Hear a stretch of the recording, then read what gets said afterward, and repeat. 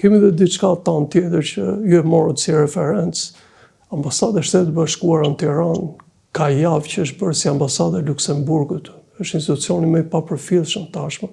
Më duket s'ka as numrin 2, por numrin 1 s'ka. Nuk e di, mund të ketë këtë doj, po e para humbi besimin e madh të shtetit dhe atë besimin shumë madh që çdo njeri drejtohesh tek ambasada në mënyrë simbolike, për mua nuk ka qenë e mirë asnjëherë në këtë sens.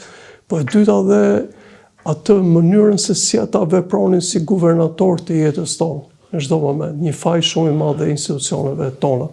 Dhe ja ku jemi sot, uroj të paktën që ai lajmi që ka dalë për reduktimin e forcave ushtarake në Europën Qendrore mos të preki Kosovën, sepse është një gjë jo e vogël.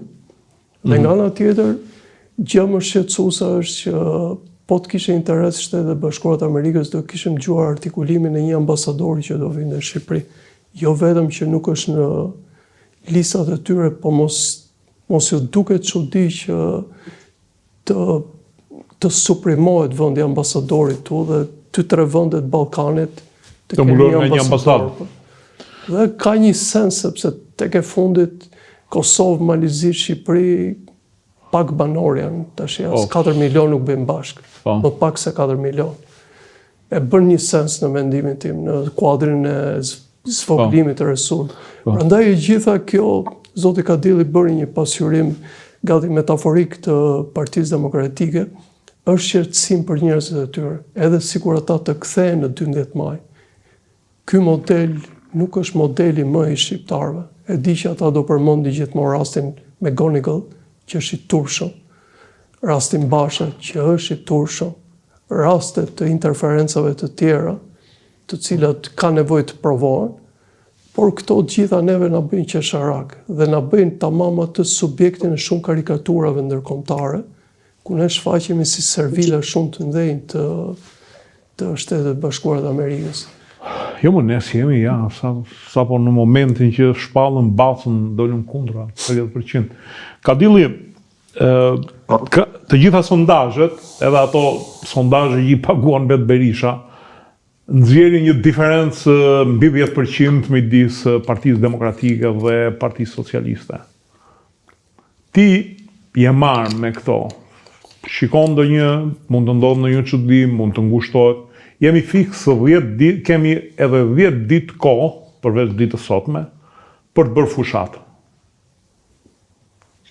Unë i vlerësoj gjithmonë sondazhet, kam bërë dhe vetë dhe kam drejtuar dhe porositur vetë, po që përpara kur vjen rasti ke politika dhe sidomos ke fushata, nga që jam marrë vetë gjatë, kam si thua atë bindjen time tek gjërat dhe pak a shumë në këtë parashikim kam qenë muaj përpara. Madje me një nga këta zotërit që bëjnë sondazhe, nuk mund të them emrin, ja kam shuar para 2 muajsh parashikimin e rezultatit nga ana ime dhe përputhet me këto sondazhe deri diku.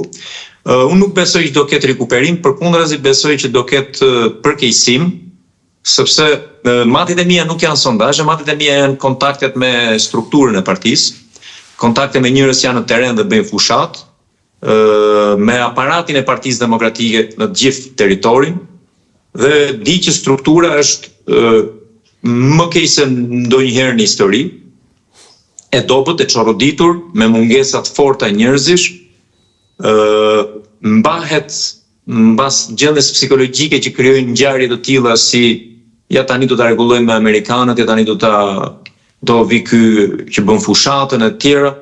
Dhe këto janë tamam një nivel shumë i ulët i të menduarit politikisht, por e duan do arrestohen ca njerëz nga Spaku se qarkullonin nëse kujtohet dhe juve thashë theme 3-4 javë përpara. Pra e presin në një gjë që vjen jashtë tyre, sepse çfarë është brenda strukturës e din fare mirë që janë shumë keq. Dhe fushatën unë e shoh në rënje, nuk e shoh në ngjitje. Në rënje sepse përpjekjet për të krijuar një portret të zotit Berisha në fushat ishin të gjitha një imitim banal i fushatës Trumpit dhe kam thënë të mira stetëm duhet ta përmend prap, më kujton atë shprehjen e vjetër në kohën e komunizmit thuhej ta interpretojnë, ta zbatojnë marksizmin në mënyrë krijuese, këta po zbatojnë trumpizmin në mënyrë krijuese. i vjen zotit Berisha një kapele nga ato të golfit në kokë, megjithëse se ka idenë e golfit. I vjen edhe sjellja apo frazat e natyrës konservatore në Amerikë, kur s'ka lidhje fare Shqipëria dhe vetë zoti Berisha me ato koncepte, dhe problemet e Shqipërisë nuk janë fare ato që janë në Amerikë, tentojnë të kopjojnë dhe në mënyrë shumë të shëmtuar, shumë banale. Madje duke e denatyruar edhe atë që është karakteristika, po le të themi, vetë forca zotit Berisha, autenticiteti i tij.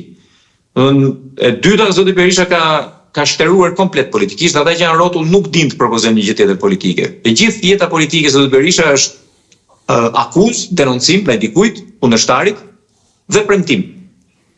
Tani, akuza nuk mjafton që ti jesh opozitar. Je kundërshtar, po jo opozitar. Mund të akuzosh të doj që të ka marrë atë që ke pasur nëndër të marrë shtim. Akuzat i ke bërë, që pas 4 vjetë që ke bërë akuza. Aq më tepër. Dhe tjetra premtimet, është premtime të ecish me thesin e mbushur me premtime, si pjesh ai babagjyshi i Krishtlindjeve, nuk e beson njëri në mbi 18 vjeç. Kadilli, nuk e dija e ke parë një meme, ishte diku këndej nga Shqipëria e mesme, dhe njëri i thot, do më thënë, s'po falemi, do t'a bëjmë edhe të premte në pushim, tha, edhe gjuma, do të falemi, tha, nuk mund t'y lëm. Do më thënë, ka një improvizim të mërshëm, ti nuk mund të dalësh të rëzosh e direkt, se po tjetë për improvizim e Edi Rama, te improvizimet e ka mëndjen, se si punon mëndja për gjë tjetër. Dhe është një gjë, fushata nuk është momenti kur ti mbjell. Fushata është momenti kur ti kor atë që ke mbjell në 4 vjetë. Për 4 vjetërisht, Partia Demokratike i dhuroi shqiptarëve një shfaqje të shëmtuar të krizës vetë morale, të krizës vetë politike, të krizës vetë të identitetit dhe arsyeve përse ekziston një forcë politike. Asnjë nga demokratët nuk pranon të dëgjoj pyetjen përse ram nga pushteti në 2013, përse kemi dështuar në të gjitha këto zgjedhje me radhë.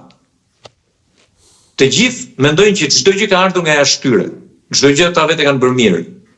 Ky është një problem shumë i madh. Nuk mund të vish me të njëjtët njerëz të 2013-s.